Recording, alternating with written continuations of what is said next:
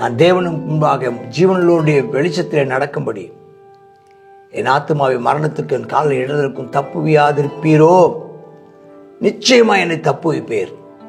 நான் நம்மை துதிப்பேன். இந்த தற்சமயம் நான் அனுபவித்துக் கொண்டிருக்கிற இந்த நெருக்கடி காலத்திலிருந்து கர்த்தர் நிச்சயமா என்னை விடுவிப்பார். சத்துருக்களின் கைக்கு என்னை தப்புவிப்பார். வல்லவரே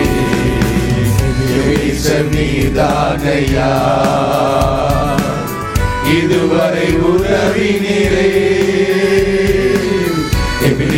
நீதானையா, இதுவரை உதவினீரே. எல்லோரி நீதானையா, இன்றையும் கண்ணீரையா. எல்லோரி நீதானையா, என்னையும் கண்ணீரையா.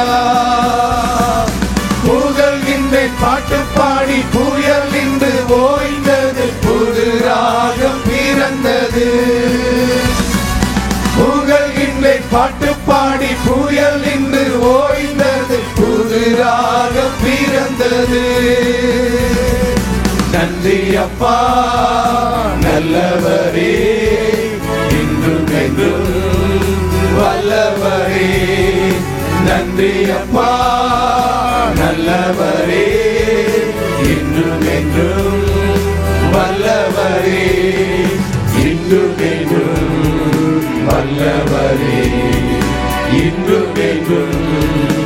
சங்கீதம் 56. பெலிஸ்தர் தாவீதை காத்தூரில் பிடித்தபோது யோனாத் ஏலாம் ரிக்கோஹிம் என்னும் வாத்தியத்தில் வாசிக்கும்படி தாவீது பாடி ராகத்தலைமைக்கு ஒப்புவித்த மிக்தாம் என்னும் சங்கீதம். இந்த சங்கீதமும் நம்மளை உற்சாகப்படுத்துகிற ஒரு சங்கீதமாக இருக்கும். இது ஒரு அருமையான ஒரு பாடல். இந்த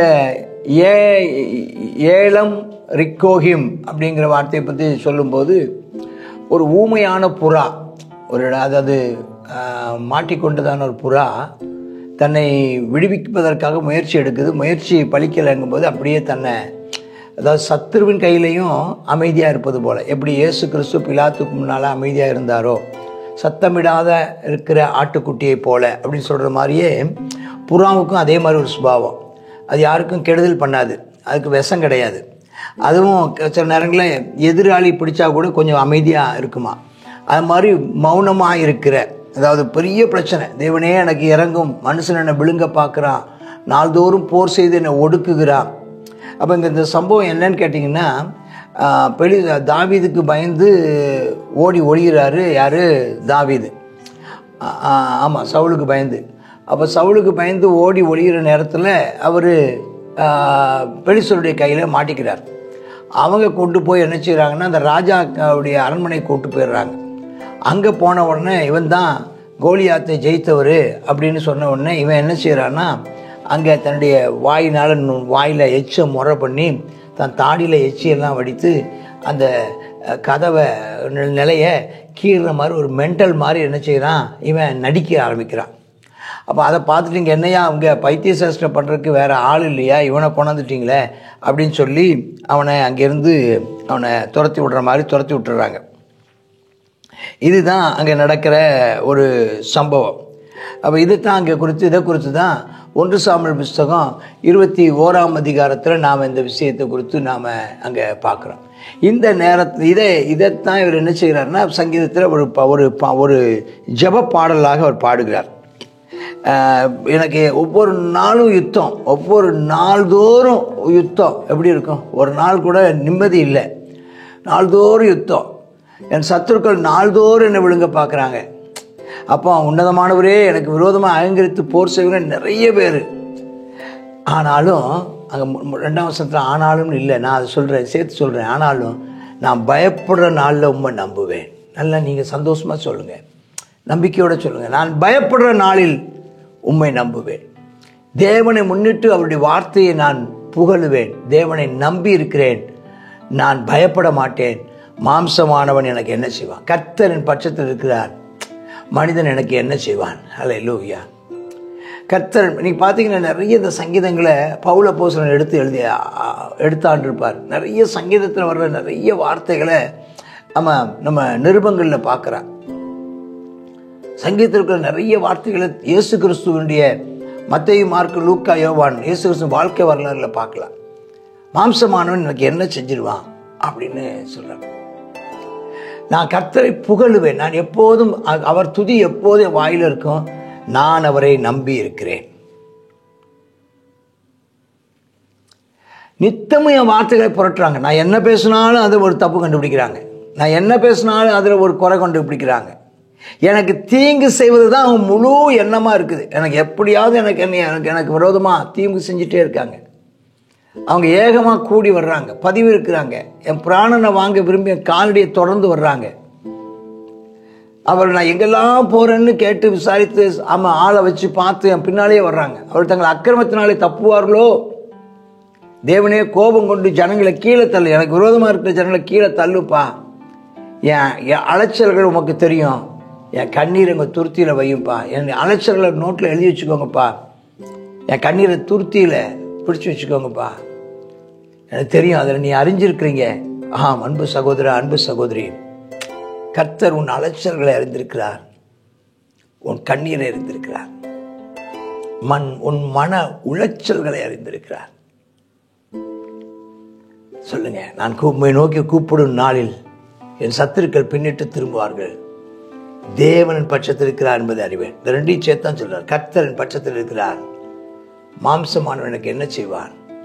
நான் வெட்கப்பட்டு போக மாட்டேன், நான் அவரை புகழுவேன், நான் அவரை மகிமைப்படுத்துவேன், நான் அவரை நம்பி இருக்கிறேன். மனுஷன் எனக்கு என்ன செய்வான்? எனக்கு கர்த்தர் உதவி செய்யும்போது நான் அவருக்கு பண்ண பொருத்தனைகள் நான் செலுத்துவேன்.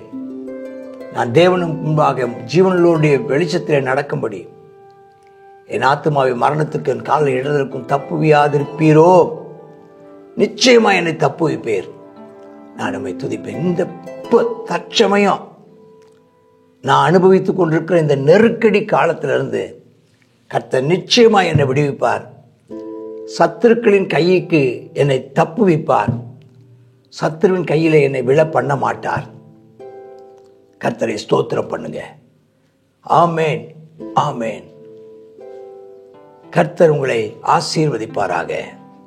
சங்கீதம் 56வது சங்கீதத்தில் தாவீது நம்ம ஏற்கனவே கேட்டபடி அவர் என்ன செய்கிறார், அந்த பெலிஸ்தருடையதான அந்த காத்தூரார் என்ன செய்கிறாங்க, ஆமாம், இவனை பிடித்து கொள்ளுகிறதான அந்த நேரத்துலையும் தாவீதுடையதான விசுவாசத்தை குறித்து, அவருடையதான ஜெபத்தை குறித்து, பாடுகள் நடுவிலையும் அவர் என்ன செய்கிறார், உடனே ஒரு பாட்டை தான் எழுதுகிறார்.